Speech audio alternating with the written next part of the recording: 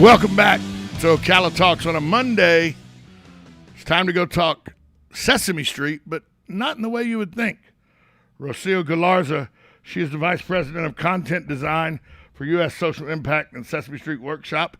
And we're going to talk about what else? COVID-19, but in a different way than you think.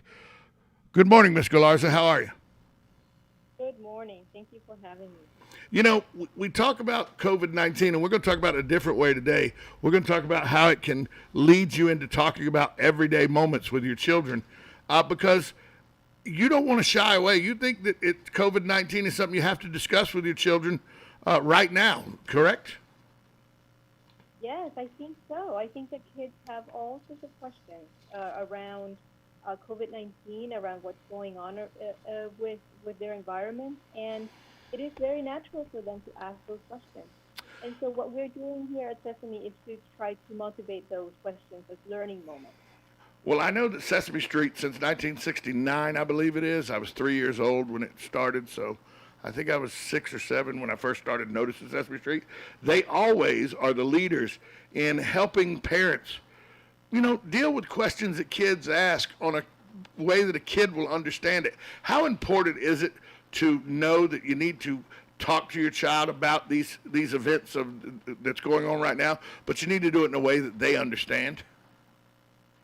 It's very important because it is part of what we always say, well, let's kids be kids, right? Well, asking questions and following their natural curiosity is part of being children.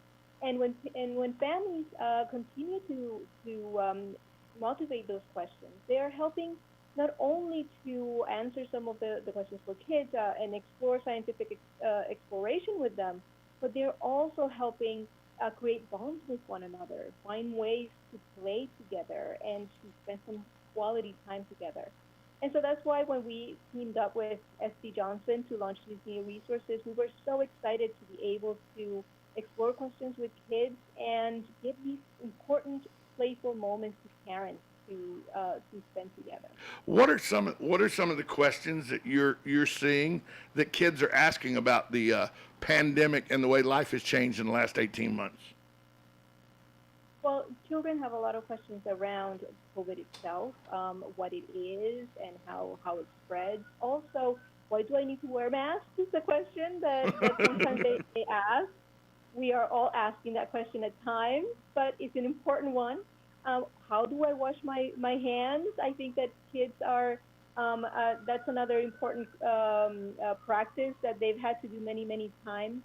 But they are asking questions just also in general for learning because what's happening is that they're trying to learn more and more at home. And so they're asking everyday questions that actually can lead to scientific exploration really quickly. And it's very much part of who they are as young kids. How much easier is it when you introduce the aspect of Sesame Street to for the kids' understanding of the answers to the questions they're asking? Well, I think that's part of what we're trying to motivate here. As parents, we sometimes get overwhelmed because we might not know the answers to some of those questions. And that's totally fine. I think that part of it is not necessarily focusing on the answer of the question, but the process in which we find out. And that can be very playful. That can be, yes, searching on the internet, but that can also be, sometimes depending on the question, if it is why do balls bounce? It's playing with balls and, and making sure that they see how they are bouncing, right? And making observations around it. So it's not about the answer. It's more about being able to make it a learning moment. And you say that top of the mind questions related to COVID-19 experience for children, and use it as springboards for learning in everyday moments. Explain what you mean by using COVID-19 questions as a springboard. So, for example, we have a video where Abby Kadabi is asking about germs and what are they?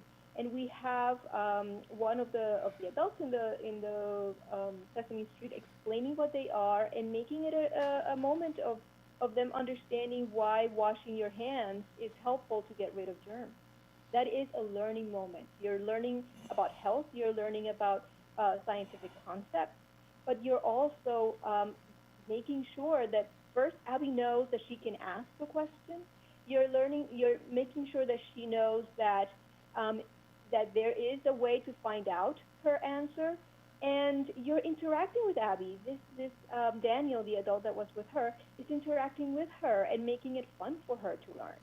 I know one of one of my favorite commercials that I see, PSAs, is the autistic Muppet that doesn't like loud noises, but she still likes music, and so they play when she plays the triangle and shows that how you can work with autistic.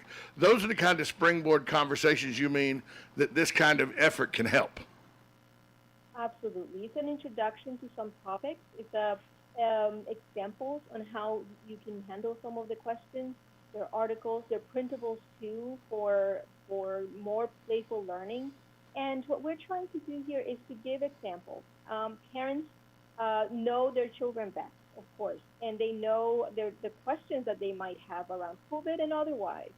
But sometimes just knowing how other parents or how is an age-appropriate way of answering these questions or going about it is helpful. And so that's what we're providing in our tools.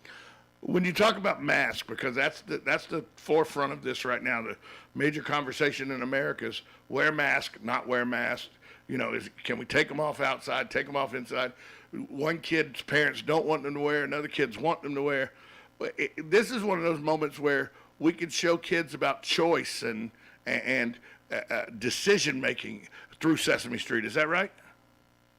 Absolutely. I think that also what's important with young kids is the consistency, right? And so once we make the decision, and particularly when they are indoors and they're in preschools, and that is a requirement to wear a mask, for them to know that they should wear them. And you know what's amazing about children? I've seen so many children around me in preschools.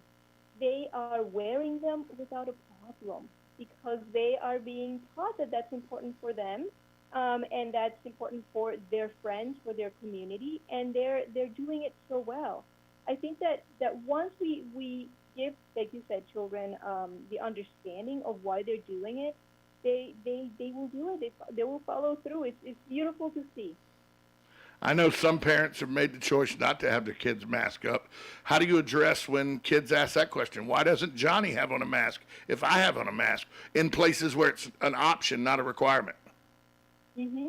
Well, I think that what we're trying to do with our materials in general is for families to understand that different families will make their own decisions, and those decisions and those judgments are okay, are need to be respected, right? And so that is our talking point for families and to explain to young kids.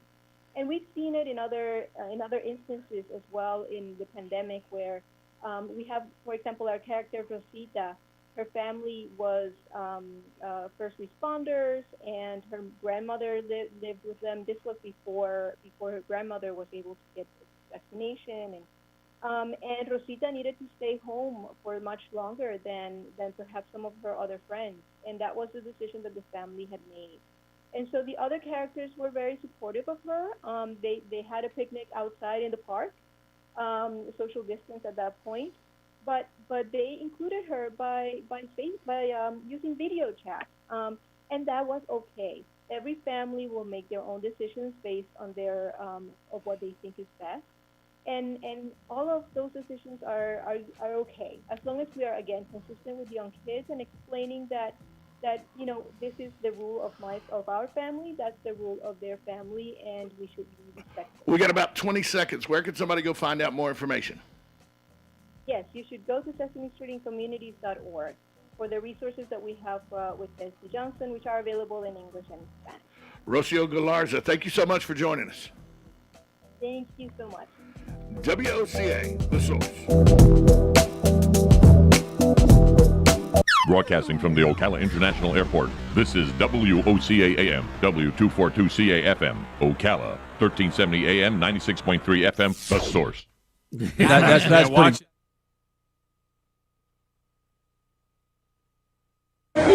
Attention passengers for flight 13.